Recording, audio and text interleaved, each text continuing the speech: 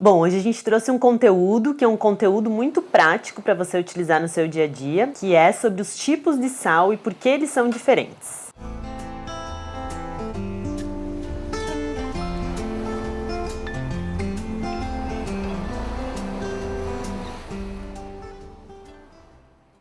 Antes da gente entender os tipos e as diferenças dos sais, é importante que a gente saiba que a OMS preconiza que se consuma 5 gramas de sal por dia para que não haja risco de sobrecarga no nosso corpo do sódio. Então, o sódio é um mineral presente nos sais e quando a gente consome esse sódio em excesso, ele acaba trazendo malefícios à nossa saúde, como, por exemplo, risco cardiovascular, problemas renais e até osteopenia e osteoporose. Bom, então considerando que o sódio é o maior risco do aumento do consumo de sal, a gente precisa entender que o sal, na verdade, são vários sais de minerais. Como assim? Então a gente tem no sal íntegro, ou seja, um sal que não foi processado, uma quantidade de minerais dependendo do lugar onde ele foi retirado. Então, por exemplo, o sal marinho é retirado do mar, então evapora-se essa água e o que sobra é o sal marinho. Esse sal contém vários minerais e quando a gente refina um sal, a gente acaba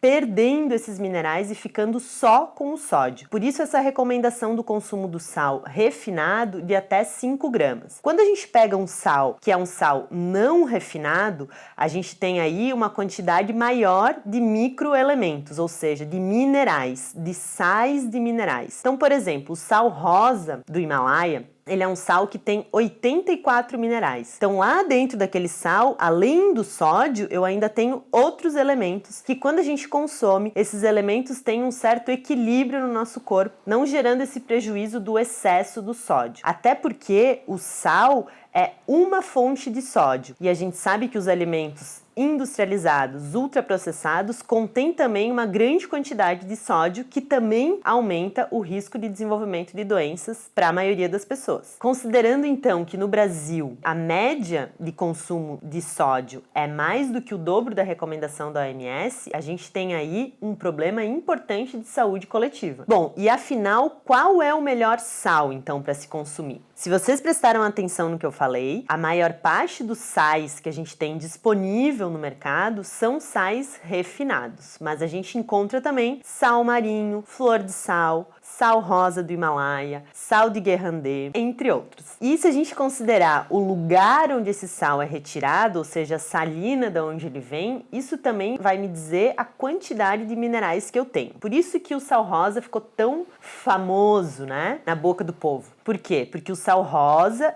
se veio do Himalaia, ele tem mais de 84 minerais, então ele é um sal que tem uma concentração de sais muito mais alta do que um sal refinado, por exemplo, que tem apenas o sódio. É importante a gente considerar também que existe o sal light no mercado. O sal light, ele tem uma redução de 25% do sódio e aí para compensar essa redução se acrescenta potássio. Então o sal light é uma indicação também para quem quer diminuir a quantidade de sódio, mas sinceramente eu acho muito mais inteligente a gente consumir um sal menos refinado, porque aí eu vou ter uma quantidade maior de minerais e eu não vou gerar desequilíbrio no meu corpo em relação ao excesso de sódio, por exemplo. Vamos pensar então em relação a custo-benefício, o que a gente tem disponível no mercado e como são esses valores para que eu consiga adequar a minha realidade. Então a gente tem disponível no mercado vários tipos de sal, como eu falei para vocês, e dependendo de onde vem esse sal, ele vai ter, obviamente, um preço maior. Então, o que eu recomendo? É mais prático, mais barato e mais interessante a gente incluir um sal íntegro, não refinado no nosso dia a dia. Qual que seria o mais interessante